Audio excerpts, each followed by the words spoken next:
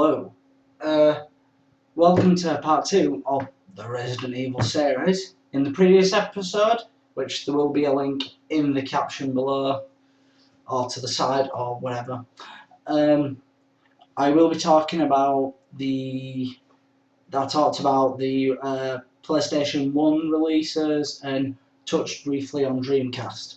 Now, in this episode, in part 2, I'm going to be talking about GameCube, Wii, Dreamcast and PS2. I do not own any on the PS2 at the minute, but I have played them, so I have a tiny bit of knowledge with this. So let's start off with GameCube, shall we? And I'll talk about games that came out on the GameCube and Dreamcast and everything. This is the remake for the first Resident Evil. They remade this completely from the ground up, pretty much. New graphics engine. Gameplay is still the same. It's still your traditional, survival horror with puzzles and everything. Obviously, it's got the GameCube. It runs on the full GameCube's graphics, so you've got beautiful graphics, really crisp. Voice acting still as bad as ever, but now you have this. You've got a new mechanic in this. And that is, we've got a few new mechanics in this, is you've got a defense. So if you are getting bitten by a zombie, remember you used to just struggle and then push them on. This, you can knife them in the head or use taser. Also, on this one, you have zombies come back unless you burn the bodies or blow off their heads. Again, same two lot of characters, practically same gameplay, but you have got about 70% of different content in this game compared to the actual first game. It is a great game, especially for you can get it on the GameCube. I've got it on the Wii. The Wii version works very well with the control scheme in hand, the nunchuck and the Wiimote, which is really weird. But yeah, this is the Resident Evil remake. On the Dreamcast, you had Resident Evil Code Veronica.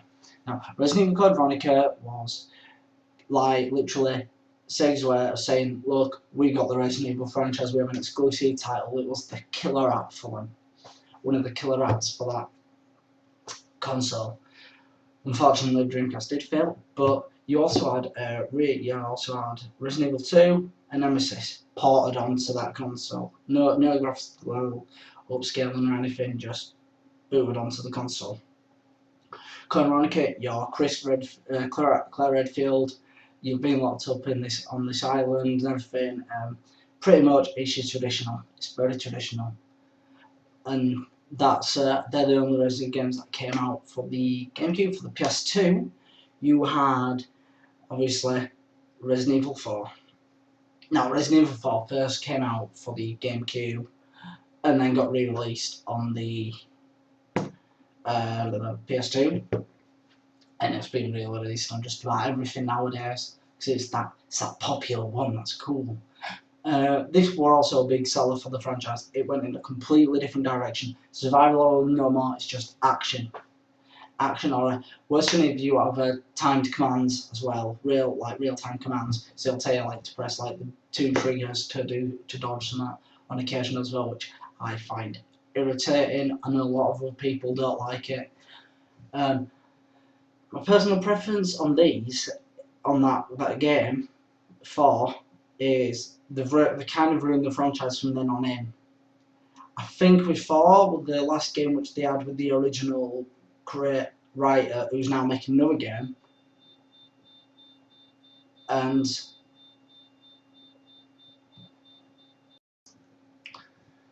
sorry about that, I got distracted. I heard an alarm going off, something like what. Anyway, back to the matter in hand.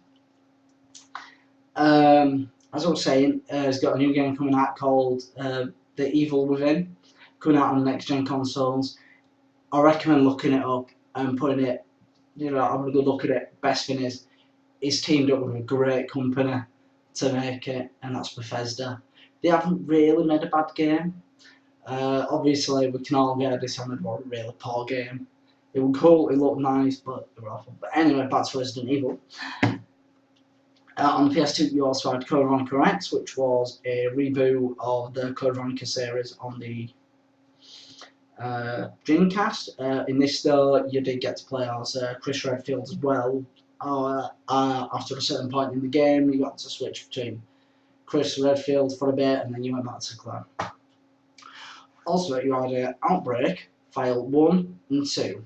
Now, Outbreak was a very interesting idea in Japan. It was meant to be all online, start from the first to the back. So you have about 4 or 5 characters in one little area, and it's the same thing. Puzzles. It's your traditional gameplay, but every character's got their own strengths, weaknesses. Some can mix herbs. So they've got a meal.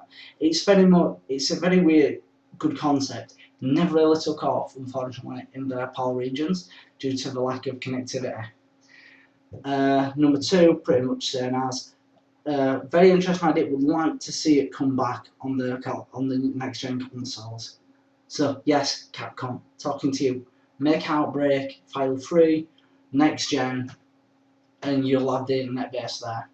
Also, what came out was Resident Evil Survivor. Resident Evil Survivor. That was yeah.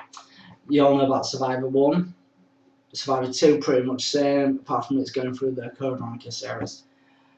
That's what came out on PS2. Now, back to GameCube, they released another game called, there was another one, like prequel to 1, using the same graphics engine and everything, and that was Resident Evil 0. And that you play as Rebecca Chambers, and you have this other guy who's some sort of villain, you're running about trying to survive. Now, brilliant game. I thought it was really good, real clever idea. The only thing I didn't like was sometimes it got a bit complex with the old, because what you could do, you could switch between characters, and then, but they got rid of the magic box as well, so you can only carry so many items. And it would have been, for me, it kind of took me out of it. I remember the magic boxes thinking, this is amazing, and then they got rid of it. I'm like, don't like. Yeah, with Zero, it's a very good game. I recommend playing on it. Again, you can get it on the GameCube. I think you can get it on the Wii. I'm not 100% sure on that. And that's a very interesting game. Also, on the GameCube, you did have releases on Resident Evil 2 and Resident Evil 3 with slight tweaks to the graphics. Not a major overall like with the. Now, onto the next generation consoles. Let's start off with first Resident Evil that came out on the next gen consoles. Resident Evil 5. Oh my word, I was so excited for this game. I saw so much stuff for it. Unfortunately, I didn't play the demo. But I did play the demo after I got it, because I wanted to see whether the demo sold it good. And the demo did sell this game good. But it's a 2-player game. You have a woman called Shiva helping you, and you're Chris Redfield. It's like Resident Evil 4 when you have Ashley with you, and that you have that co-op element. Apart from this one, she was absolutely useful, but the story is so sad. It is horrible, horrible, horrible. I recommend playing on it if you are a fan of Resident Evil series. It's a good way to get caught up with it. Now, before this got released though, there was a CGI movie called Resident Evil Generation, and that is the run-up to this game. So it gives you a bit of backstory to the other company that there is involved. But I recommend, before playing on this, watch Generation, the CGI movie, and then play this game. Okay. One came out in between that the next one I'm going to show you, and that was Resident Evil Operation Raccoon City. Now, people complain about this game being terrible. Oh, it's a bad game. Now, it's only bad because it had the Resident Evil's name on it. I did enjoy the story. I know a lot of people are going to be angry with, well, a few people might be angry with that, I guess. The only problems that I had was, after playing heavily played 2, I heavily played 3, some events didn't tie up. I mean, there's a part where your team runs into, like Leon Kennedy, and it doesn't add up, because that never happened. It's trying to tell another story from the other side, it does it quite badly, to be honest. It's worth playing on if you can get it cheap.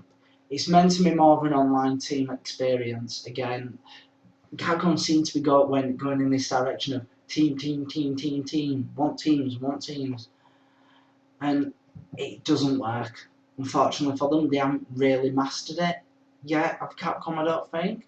For a big company like Capcom, they need to work a bit harder on that, I think, if they want to make it decent. And that nicely brings me on to the latest installment, and this is Resident Evil 6. This is a billion times better than the first Resident Evil 5 on the 360 or PS3. This, you have 3 stories, so 3 different characters, and each character has their own little sidekick, which, you know, you'd be like, okay then. Now, I made a mistake with this game. It lists the stories as Leon, Chris, and Shelley. Now, Shelley, you might remember as the little girl from Resident Evil 2 who you have to look after when you're Claire Redfield. With this, she's all grown up in that. But I made a mistake. I played as Chris first. Chris's story is by far the worst. You kind of want zombies back. You got promised so much. Ooh, there's zombies in it again. There's actual zombies. You're like, yes, you're hoping for zombies. And it's the same BS. It's the same, you know, the Unibios, or whatever it is. Uniboros, I can't remember the name. Rubbish, you know, mutation. More bothered about mutation than zombies. And it's same thing, action packed, there are sequences that you have to press buttons at a certain time, quick time events. And it's a bit, yeah, it's very bad. Shelley Birkins, on the other hand, is okay. It's an interesting story, and it's interesting to find out a bit about her, actually, a bit more about her, because you were like, you know about Claire, you know what happened to Claire Redfield if you watch Generation and everything. Now, you don't know what happened to Shelley Birkin. All what you know, you escaped of it and everything was hunky dory. And then she found out a bit more about her, and she's teamed up with another guy who she's looking for, more or less. And there's twists. Spoiler alert, there's twists. And last but not least, you have Leon Kennedy. Now, Leon Kennedy is the strongest of the two. You start off, and it's the same thing. You're in a city, there's actual zombies. None of this mutating or we're actually human and are all ganged together. No, mindless zombies. At the beginning, it was fantastic. It unfortunately died when they got into the main area, which is China. It's all set in China. Got an interesting one done, actually, advertisement, but I'll talk about that after. At the end, if you play all them, you have an unlockable story campaign, which is Ada Wong's, and she has help from this hunk-looking thing, kind of like a hunk, but not. You actually fight them a lot on Chris's storyline. But this game, it's worth picking up. But again, there was another movie which came out, another CGI movie. I can't remember the name of it now, but it kind of ties into it, and it's very, interesting. And I do recommend picking up a few of it. Okay, this is going to be the last part for this. Again, if you enjoy it, comment, share below. There's a link also below for the first one. So if you're interested, if you like it and want more videos, give me a buzz over a game series that I should talk about, and I can tell you where we're at it and I can talk about it. Thank you.